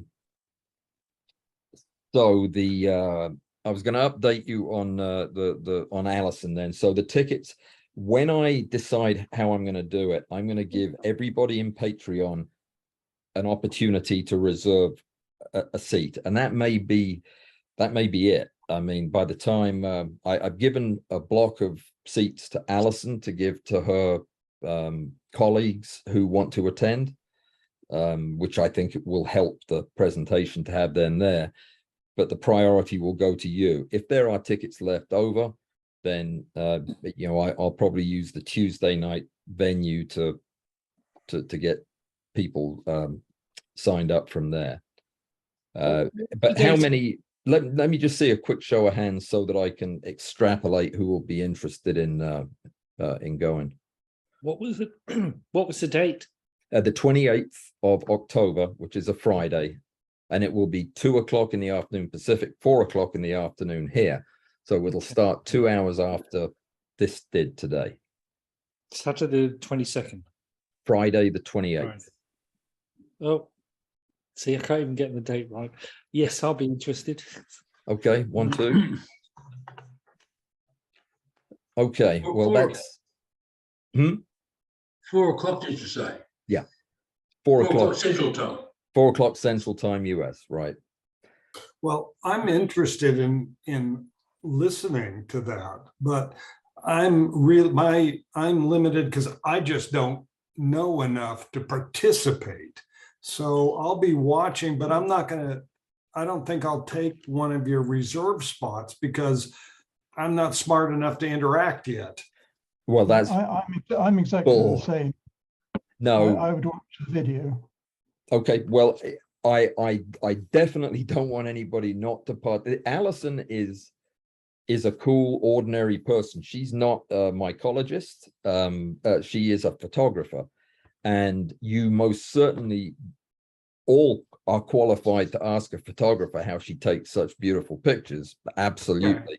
Right. I don't want you to think that just because, you know, she's got some big names coming from Scandinavia and Tasmania, people who are experts. They're going to ask the experty questions. I'm there too, and I'll be asking questions, but I guarantee you nobody will confuse me with a mycologist. It'll be photography stuff. So I will keep the focus on the pictures that she takes, because that's what we're all about here. So certainly it looks like there's only then a fairly small number of folks who are actually going to grab a ticket for this. So I will just make that available right away so that you can make your plans around it. So keep an eye out. I'll put a post up in the next couple of days, possibly when I put this video out. And if you want your name on the list, you just have to message me and I'll send you a code. I have to do it one at a time because I don't know how to do it otherwise. There's probably a secret to it, but I'll just hand out the tickets. And then what we'll do is the 2 days before, 3 days before, if you haven't claimed your ticket or registered for your seat, then we'll give them away then so that we can get all the seats filled. Has anybody done this for their work? Used Zoom to allocate seats for something? Has anybody any experience with it? Me neither. Okay, but not to worry. New thing to learn. All right. The insect study that I mentioned is almost done. I'm almost out of money from the grant. The insects are not cheap to buy, and shipping can be pretty hairy. But I'm at the point where I've really got all of the data and I'm ready to put it together into a report of sorts. I was thinking of actually making a printed report that would give you my scoring system, that break down everything that I thought of each of the vendors that you can refer to if you want it, and then making a video that will just hit the high points. Or I can dig into some of the details in the video. It's up to you. What do you think? A short video with just the best pictures that came from the stuff, and let you have the report to peruse at your leisure? Seems all right. Yeah, I'd be interested because we don't get exciting insects in England for the most part. Well, wherever you are. I totally disagree. We get fantastic insects. Well, we do in Scotland anyway. Yeah, but England's a bit different to Scotland. Yeah, you're on the wrong side of the border. Yeah, they're all trying to lay eggs in your nose, though, in Scotland. I know what your bot flies are like up there. If you've ever tried to play golf while a fly was trying to lay its eggs in your nose, you'll understand that. Yeah. All right. But anyway, that's probably what I'll do then. I'll focus on the high points. There are so many cool insects I want to show you from the study, but that's really a distraction from the real information, which is who does the job they say they're going to do and who doesn't. It'd be nice to see the cool insects as well, though. Yeah. Well, believe me, you're going to see a lot of the cool insects, because I've got stuff I never thought I would see, because I've never bought an insect until this. Well, every now and again. But this is like Christmas. Every time I get a box of, they smell to high heaven though. My God, the smell of a dried insect when there's a lot of them in the same box is awful. But yeah, anyway, I'm thinking we're probably just a few weeks away from that. I'm almost ready to do it. I just need to see if I can afford one more vendor that anybody in the UK buy bugs from a place called Steve's World Insects down in Devon? No. I probably will, because they're a pretty big vendor. Okay. The Wii Macro update, as you know, I'm doing a series of videos on the Wii Macro rail that's so popular. I spent the week building a platform for it, and I made a video yesterday of the build. That is just an opportunity really for me to talk about those things that we started today talking about, the ways that you can build the rig to minimize vibration and to make it most flexible and practical. So that video is already done. It's almost completely edited, and I'll put it out today or tomorrow. Then I'm going to do a review, which will be totally separate, a review of the rail, which will either be standalone or I'll do it as a comparison to the stack shot. It will probably be worked in with the stack shot comparison. And then you'll just see the thing used from time to time as a backup rail. But any questions about that? Anything you particularly want me to address or deal with in the Wii Macro series? Well, I just want to know whether that's what I should buy, because I've had this rail I've made myself, and the electronics keep burning out, and I think, oh, sod it, I need to buy something, one or the other. Yeah, well, it'll certainly be better. I'll tell you this much: I have issues with it that surprised me. There are things I was expecting not to like that are okay, and there are some things that have been unpleasant surprises. So it's not a done deal. It's yeah. I can't say Vertical anymore. stand, is it worth buying or not? Speaking as Yes, it is. If your expectations are not unrealistic, and I'll tell you what they need to be when I break it down. I don't want to spoil the fun. So, Alan, me, who's just getting started in this and this is just a great forum, because I can see there's so many things I need to learn, which is really neat. This is just, man, this is going to saturate my IQ like you can't believe. So, but this, going back to this rail, so I'm going to be building a rig. And of course, there's so many different possibilities, money being one of them, but I don't want to be so economy minded that I want to be limited by my ability and not by the equipment to the extent that's possible. So vibration, which rail, all of these things, how to set it up so that I can light it properly. And boy, you guys are really great. I understand half of what you're saying or less, but I love this. And just being with you guys. So from my, okay, where do I put the lights? How do I build this thing that is going to allow me to move forward over maybe years before I have to dump it and go to something better? If, lots of compromises and no experience. And so, this and what you're doing with the rail, is really adding in. I would prefer to make the minimum number of mistakes, early on, because it's going to set the camera that I want. I mean, I have a camera. I have a Loa or Venus. I have that, but I just have lights hanging around. So, right. So all of these things fit together in my mind for how to move forward. I mean, I've just learned Lightroom, and thank you for your Lightroom videos. They were really great. Good. And now I'm going into into Photoshop, and and ultimately to a better one. So I'm trying to move forward in a logical way, but Right. I'm impacted by so many different avenues that I have to learn. You know, the specularity. Oh my God, I hadn't thought about that. Yes, I need to have, you know. So anyway, with that, you get a sense of where a bare new guy coming into this who's really attracted to it is thinking. Okay. One data point. That makes two of us, because I'm in exactly the same position. But I've watched masses of your videos, and I've just jumped in at the deep end and built a Thor Labs rig because I don't have access to a workshop these days.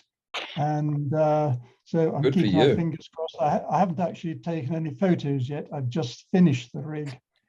If you have a Thor Labs rig, you don't need to take pictures. You can just look at the rig. It's very. I know it's beautiful. It gives me more pleasure. It's an art. It's beautiful. Well, let me tell you, most people who are buying a Wii Macro, honestly, are buying it because they're at the beginning of their focus stacking experience.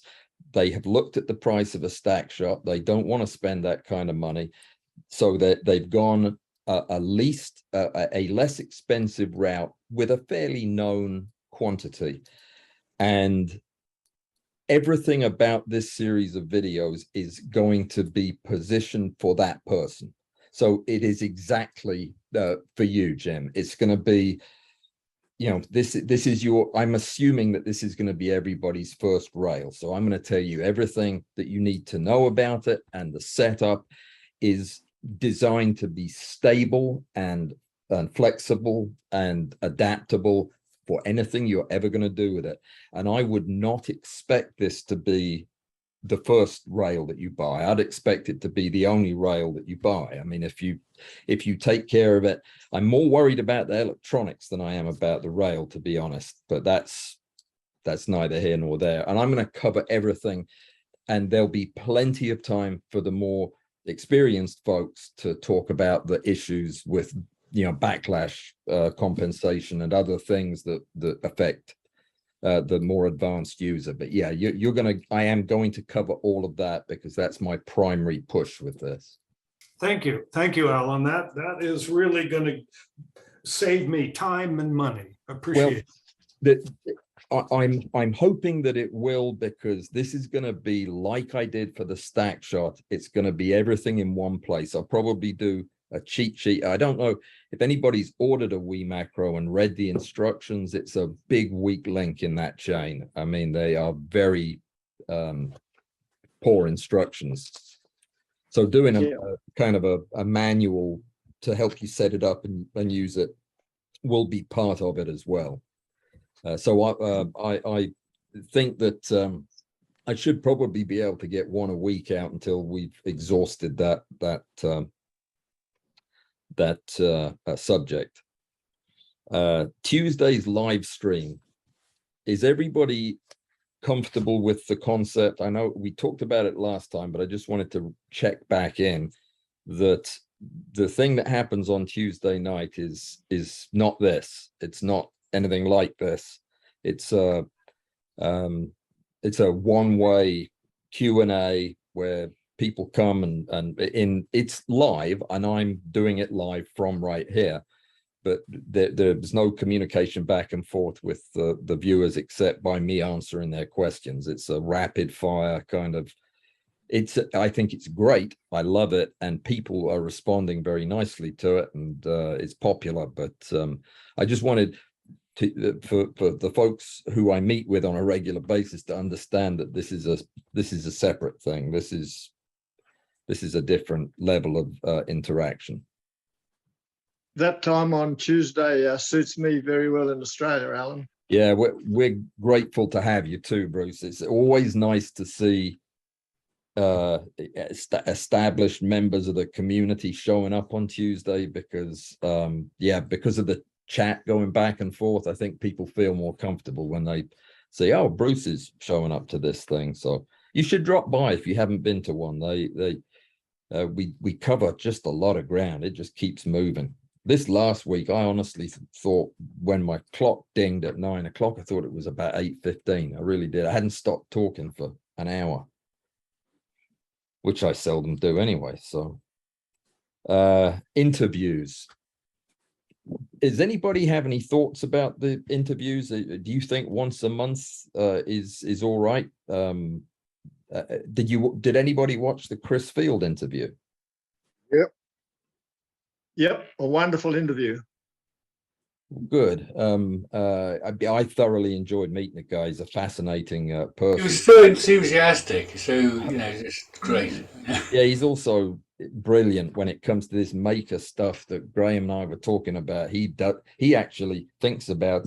Don't say what you said to me to him, Graham, because he'll have something built by tomorrow.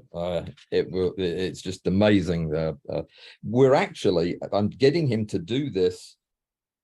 Build this machine for me that's going to do a spiral photogrammetric photograph of a macro subject, something I've been trying to build for a year. He built it on Friday, and he's testing it this weekend. So anyway, I've got several people from the macro world that you would be familiar with, that you would know, that I have reached out to invite to join us for an interview.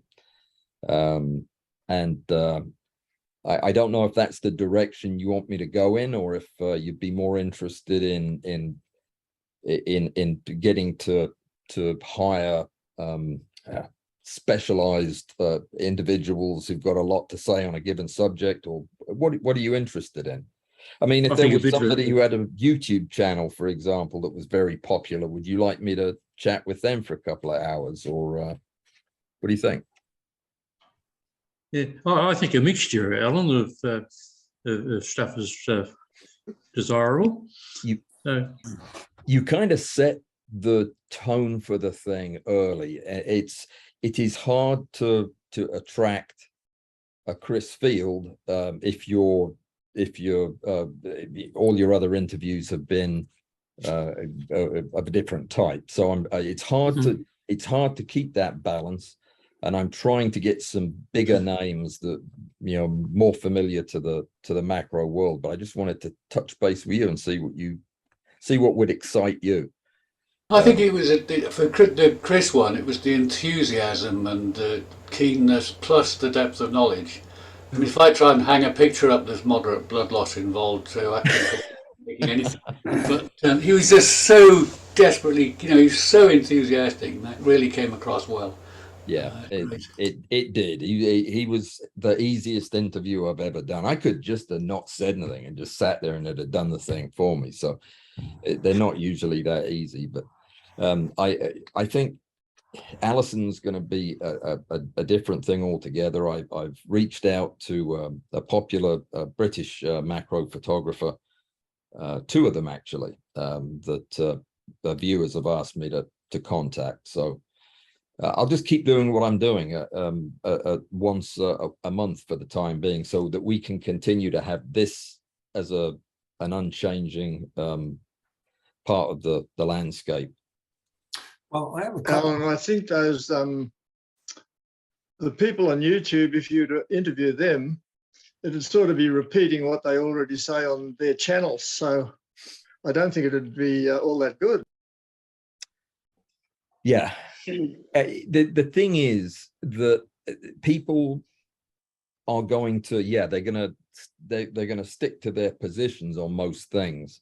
But my job as the interviewer will be to know that ahead of time and steer the conversation into areas that they may not have an opinion on from their videos. So I mean, I see your point. You don't want, especially if you follow that person as well, you don't want to just hear them say the same things they're always going to say.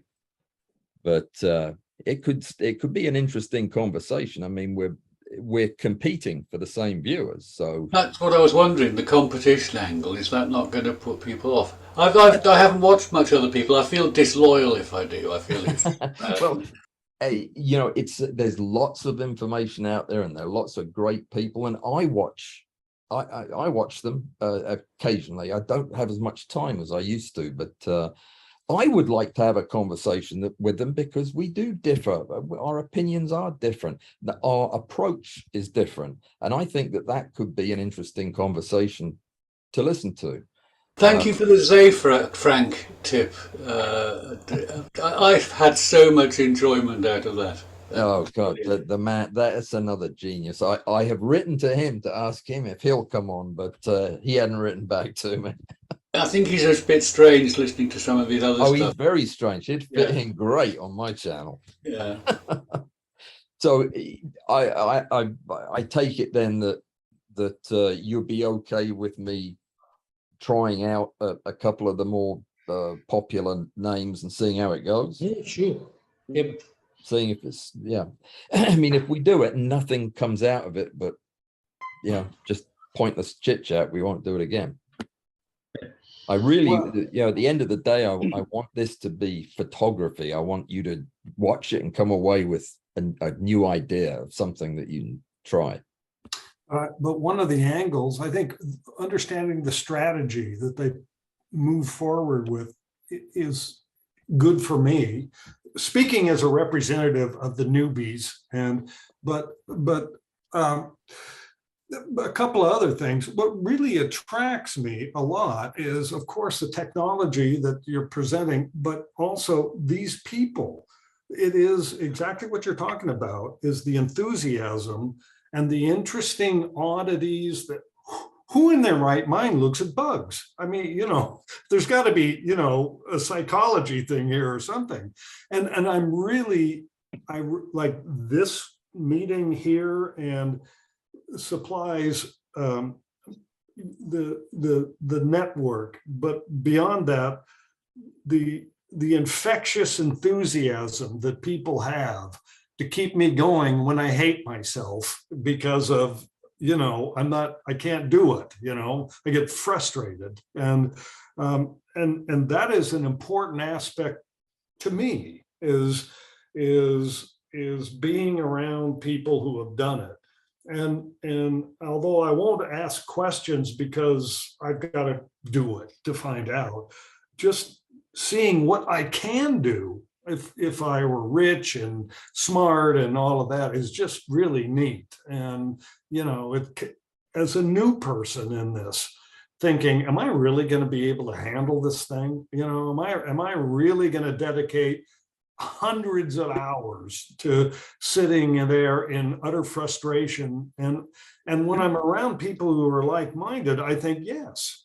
Yeah, thousands of hours, by the way, but yeah. Oh, geez. Okay, Alan, you could have said dozens of hours. Okay. No, it's thousands. Yeah.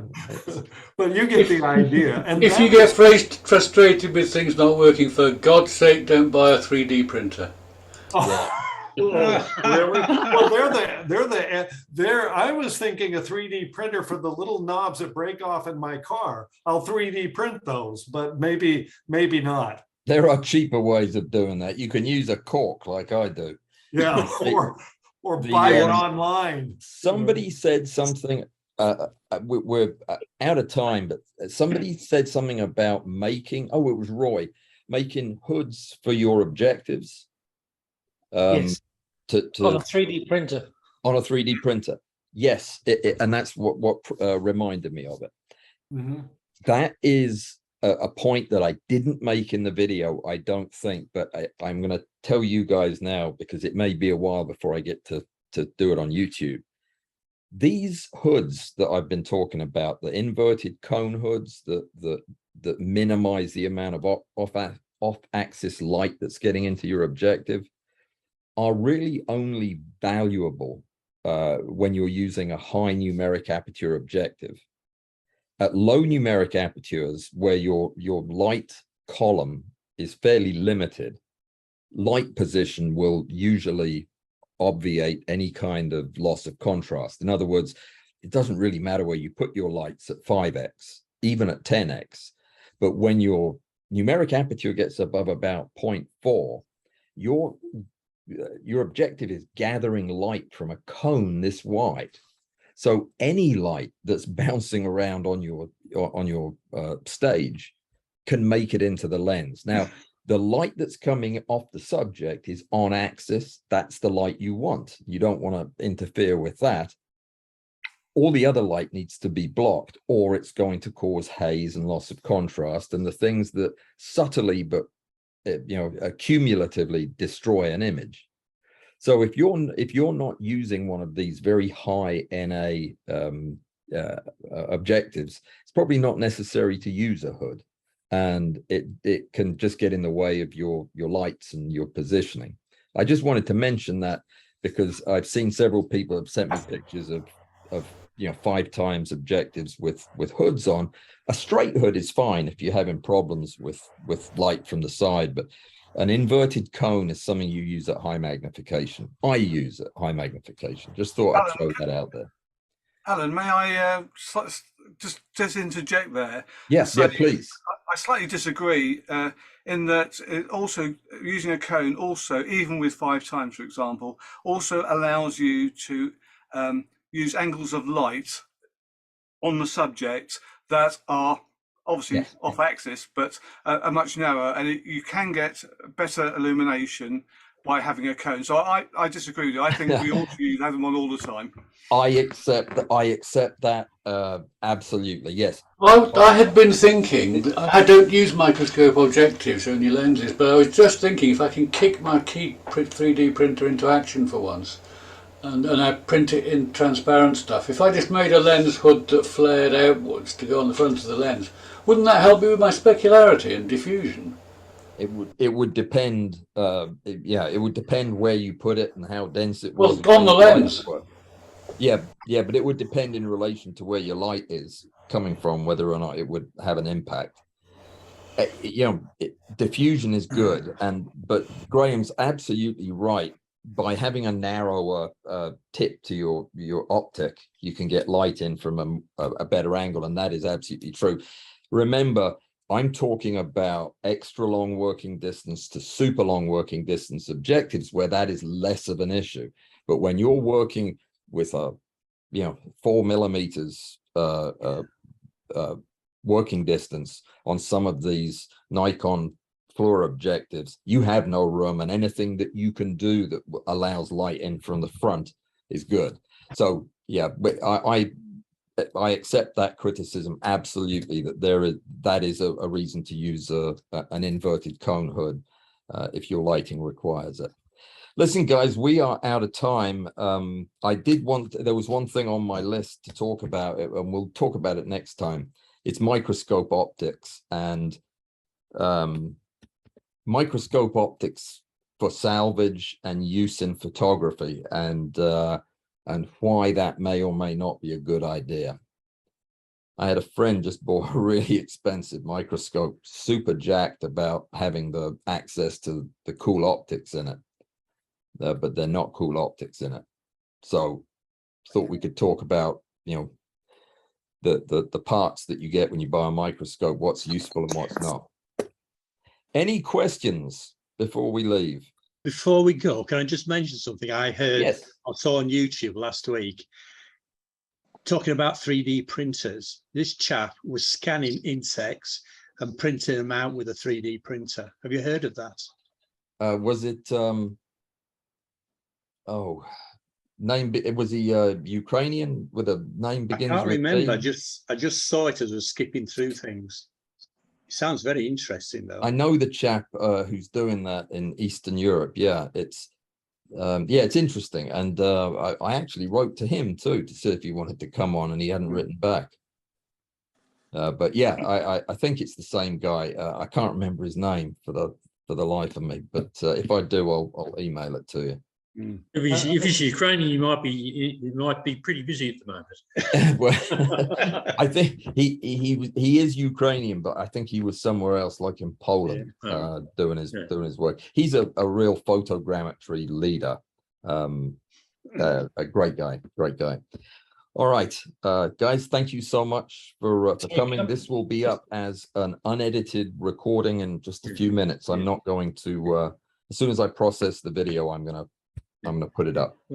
One last thing, Alan, if I may. Yes. That was that water drop photograph at the very start yours? What water drop? Well, when I started to join the meeting before the time, there was this water drop photograph up on the screen. It was mine. Oh. Oh, okay. Yeah. Well, next time, would you like to talk about how you did it?